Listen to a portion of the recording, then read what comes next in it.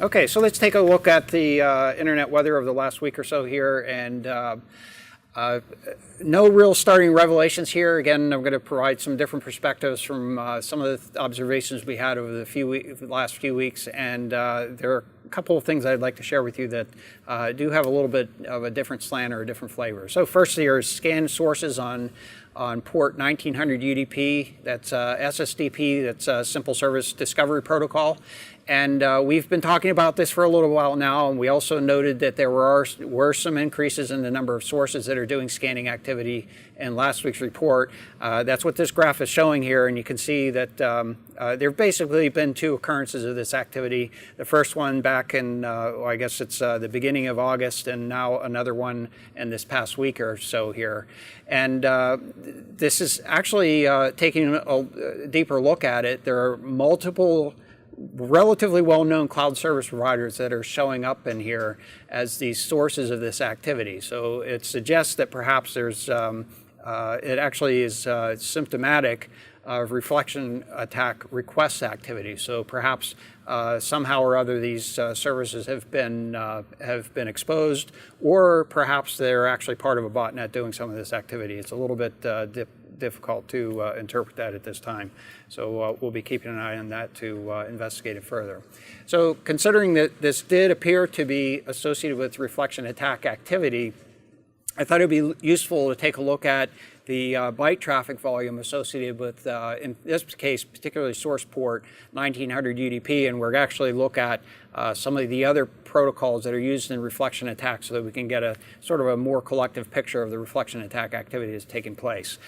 So in this case, we expanded it out to 180 days of activity, and again, this is a case where we're looking at apparent reflection attacks associated with SSDP, and we are seeing activity here, and this is just a relative measurement. I just want to put things into perspective here. So on the order of about 3 to 4 gigabits of activity at peak here, and then you know, it's relatively recently that we've just seen this. We just started reporting this in the last week or so. Looking next at port 19, and that's character generator, we've seen a lot more consistency over the last 180 days. Again, we're looking at the same scale, time scale, and just doing a comparative level.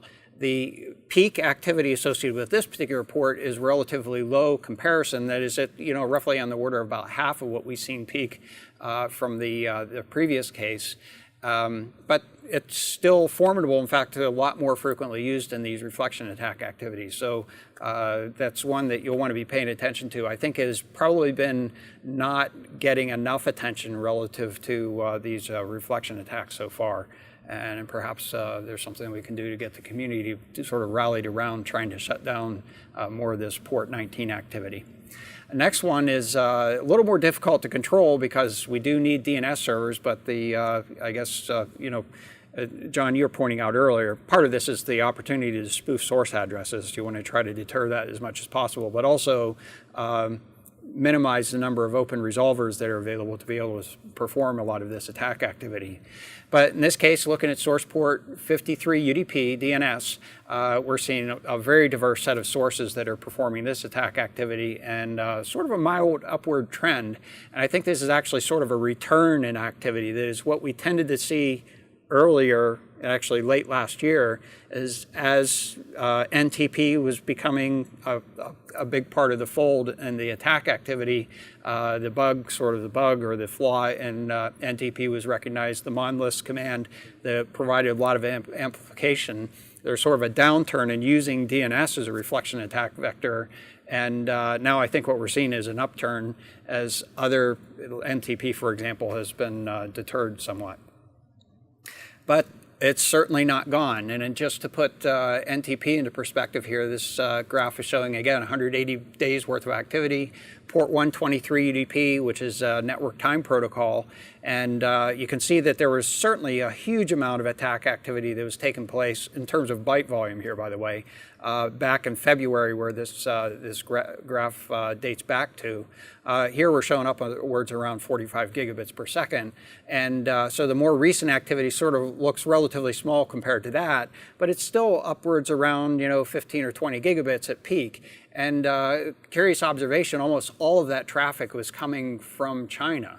And so what it perhaps suggests is that a lot of the NTP servers that are still available haven't been shut down, or perhaps in China, or something along those lines. So this is still a formidable issue. It seems to have, again, a little bit of a resurgence. There's certainly a traffic bias that we've seen, at least from our network perspective, in terms of where that activity is coming from. And the next one is again, Bytes on source port 161. This is a simple network management protocol, and my interpretation is that the folks that are building these tools to perform these attack services have been experimenting with SNMP, but have not gotten the performance that they expected from it. And here we're showing that, you know, peaks around in the few hundred megabits per second at the maximum. And so there was a period of time where they were experimenting with that, and it seems to have died off in favor of using the NTP, DNS, and the forgive me, the SSDP, thank you. And chargen. Yeah, chargen not changing so much. It seems to be sort of the staple or the steady one underneath this. And so I thought it would be useful to kind of just put the whole collection together here. Again, showing the light green, which is character generator, port 19 UDP.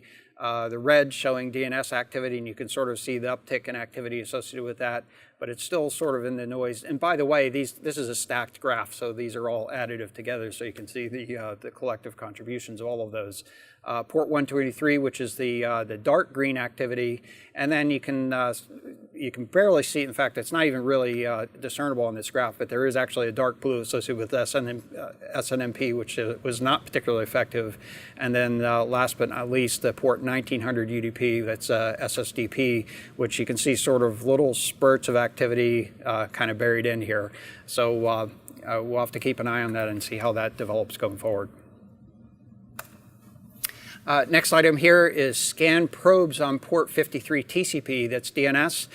We've been reporting on this for a while. I just thought it would be worthwhile to take a look at the history of it over the last 180 days. And this activity started around about mid-April.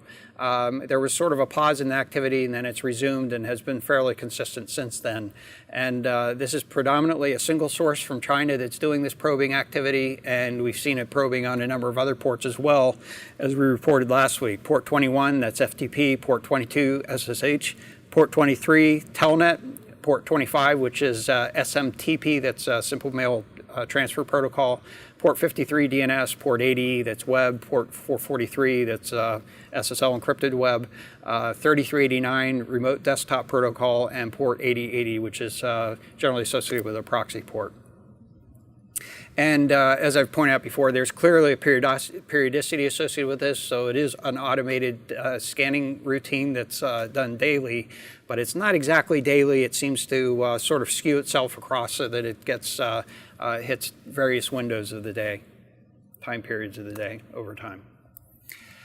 Next item here is scan packets on port 80 UDP. Now, normally what we talk about is in terms of probes, that is, attempts to make a unique connection, and in terms of the number of source IP addresses that are doing scanning activity. But in this case, it's scan packets, relatively unusual, but it's significant in this case because what we're really seeing here is a symptom of a reflection attack activity. It appears to be actually a DNS reflection attack against a Ukrainian target, and rather than targeting a particular address, they appear to be targeting a number of addresses. I didn't count exactly how many, but a relatively narrow band of addresses or block of addresses and multiple addresses, which in the activity get picked up as indicative of scanning activity. So that's the symptom here, and it could be associated with some of the global conflicts that are taking place. So Brian, in this case, why did you choose scan packets to be shown here instead of scan ports? Because the volume is significantly larger in this case. It really is the difference. So in terms, and that's because there are persistent multiple Oh, so the socket packets stays open, and within that in effect, yes. Okay. Right. And looking at the top 10 most probed ports, no surprises here. Port 23 at the top of the list, port 22 following that, 1433 TCP, 445 TCP, 3306 TCP. That's MySQL database. I have to think about that to make sure I get it correct. 8080 TCP, 80 TCP, 3389 TCP, and then 443 TCP, all of which we've basically hit on so far. And in terms of the most sources doing the probing, we still have 443 TCP at the top of the list. That was predominantly a set of sources that are coming out of Argentina, but not generating a whole lot of probes.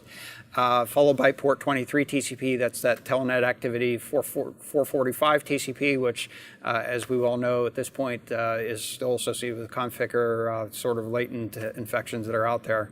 Pretty aggressive ones with that, though.